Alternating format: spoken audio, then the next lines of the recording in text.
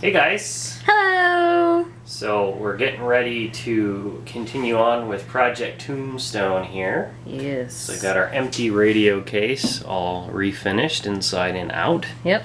And we have to fit some stuff in there, including the Leslie 25 20-watt tube amplifier, the in-progress power supply / preamp part of it here, and the 1930s field coil speaker. Okay.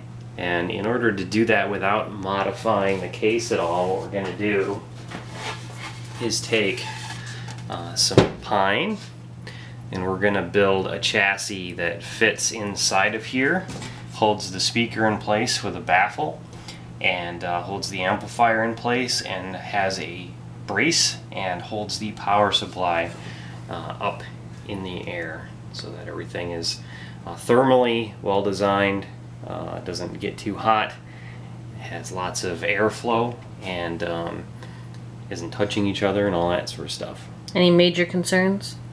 Nope. Okay. So we're going to cut some wood. Please always remember when using sliding compound miter saws to have your hearing protection without spiders in the ears and your eye protection.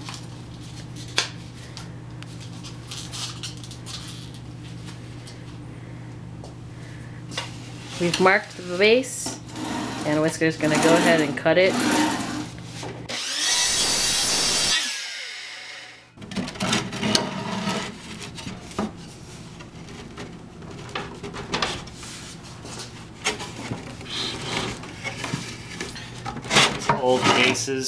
These old cases are always a little bit out of square.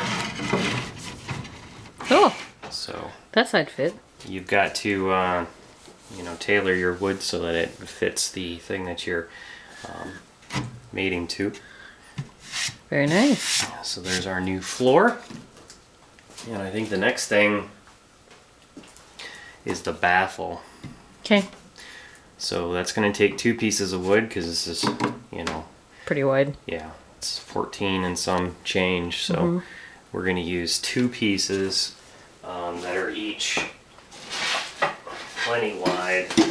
And we kind of did this, we kind of did the same thing back when we were making our DIY cabinet, right? Yes. It's also easier to cut cabinet this way because we need to do a 12-inch hole in there. So with this way we can actually get in very easily from the side, cut half the round there, half the round there. And then trim all the others. And then, split the sides down to the length we need. Cool. Awesome. Width, rather. Let's do it. So Whisker is currently measuring out the size of the piece of wood that needs to be used for the baffle. And that's where the speaker is going to attach to. So if we take a look here at the inside of the case, we're going from the base here all the way up to the very top. And you'll notice that we have a couple things that we need to keep in mind. First, the angle, obviously the height, but the angle of the curve there, and the angle brackets that are holding the front to the sides of the case, as well as making sure that there's enough play so that when we put this in, it'll be able to slightly maneuver.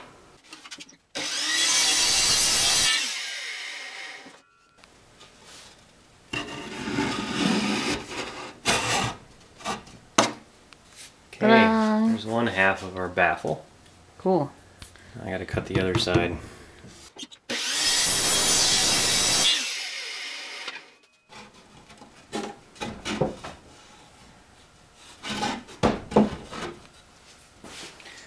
Okay, both those are small enough to get in there.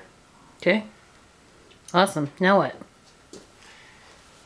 Now we figure out the width and where they mate together and the curves. So we've got the 2 baffle pieces measured out. This is how much we need to cut off of each side. Yep.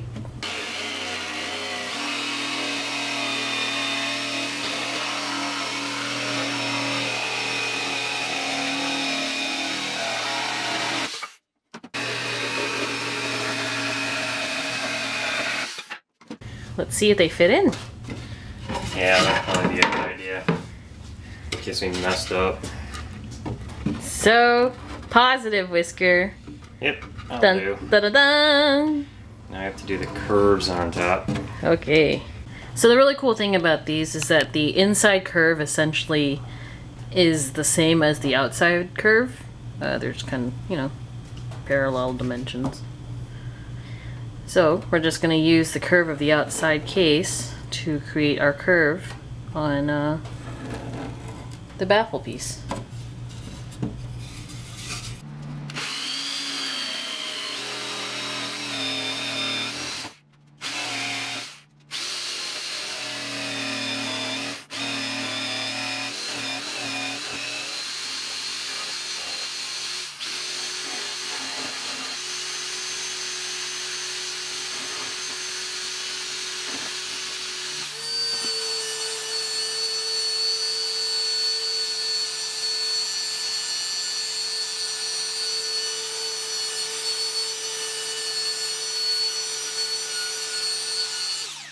Okay, so obviously the speaker mounts to this thing up here. But when it's in there, we need to have access to putting potentiometers and jacks and stuff through these holes. Yeah.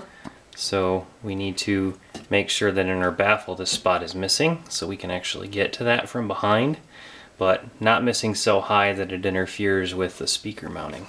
So we've got the measurements of the inside location where all the knobs and such are going to go through. So we're going to cut this portion out. Yeah, these two are still held together with clamps. So when we cut out, you know, one half of it, we're actually cutting out both sides simultaneously.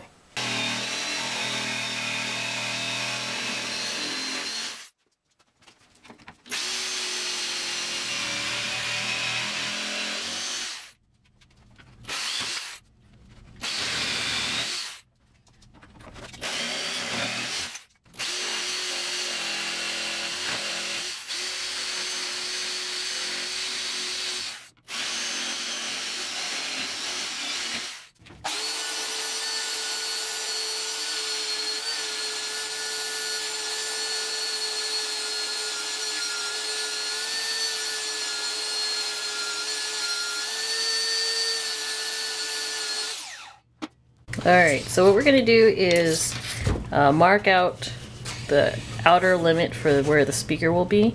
And we're going to use, it's got some screw holes, 4 screw holes that we're going to use as reference. The speaker doesn't get mounted in this direction, it actually gets mounted rotated, you know, with this pointing right straight down. Right, so the But holes we're are just- going instead of northeast southwest, they're going northeast. We know these are in the center though, so there's one on this side, one on the back side, and I'm lining those up with our center edge. Yep. And then I'm gonna draw a line here around where the outside of the speaker is. Right. This isn't where we're gonna cut. Because otherwise you'd cut off where you're mounting to, and that would not. But it gives us a lot of the Get all information we need to get the exact center and then trace a circle from there. So we just traced out around the outside here, and we actually need to be on the inside of this so we can get the difference here. 1, 2, 3, 4, 5/8. Okay. So our circle needs to be 5/8 smaller than that one in radius. At least, right? Exactly. Oh. We don't want it to. We don't want it any bigger than that because this flush mounts to it, and it compresses a tiny bit. You know, this is a hard cardboard laminate stuff, so this pushes very hard against that and creates the seal around the I edge. see. So, Okay. and we don't want it smaller because we don't want to interfere with the cone at all. Oh, right. Otherwise, we get some Some unnecessary strangeness. Yeah. vibration. Okay.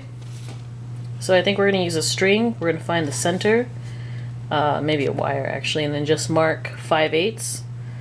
And then could we just make a nice little Yeah, loop to loop? You measure between these two, you get the exact center, and then you know where the center of your distance is, and then you can.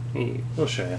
So what we've done is we've clamped this little needle-ish thing to the center of where the circle is, and we have a wire, and on the end of the wire is a felt tip pen, and we're looping it around the very tip of the felt tip pen so that there's not much wiggle room. And then we're just drawing it like that. And theoretically, this space should be about 5/8. Yeah? Yep. This one was, so the other side should be as well. Okay. Yep. Yep. Awesome. And so now we know exactly where to cut this inner circle. And we just used some magnet wire. I made a tiny little loop here. It's kind of hard to see, but just a tiny little loop for the tip of the felt tip pen to go into. What is this exactly? Basketball needle. Oh, cool. Basketball needle. I wanted something that it wouldn't pull up off of, so that Yeah. had a nice thing. It was handy.